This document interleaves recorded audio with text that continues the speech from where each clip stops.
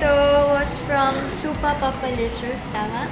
Nag-cameo role ako doon sa ending part and kunwari nakita ko ni Makisig Morales. So kung pinanood yung movie, andun lang ako sa last part, tapos sasayaw ako ng Supa Papalicious. This was the time na yung hair ko, pina-perm ko na kulot. Kaya ganito siya. And sobrang nahihiya ako dito kasi naka-2 ako. No? Kita yung chan ko. Wow! Okay, etong picture na to, nasa La Union kami.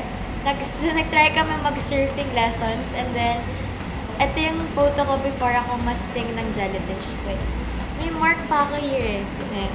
Masting ako ng jellyfish na to. Ano ba to? Wait. Goyong Bulilit Days to eh. Parang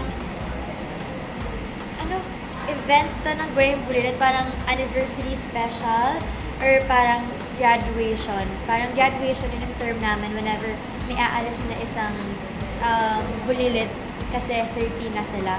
So, 90s ata yung pag-graduate yung suot ko. Oh, wait. Isa to sa mga first ever photoshoots ko nung nagsastart ako na mag-artista.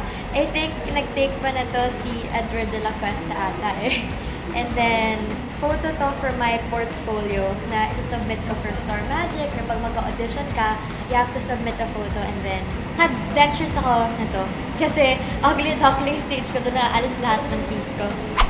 Oh! Kasama ko dito si Joyce Ching. Channel 7 na siya now, pero Channel 7 pa ako nito. Endless Love. Teaser shoot to for Endless Love. And ako yung young Marian Rivera.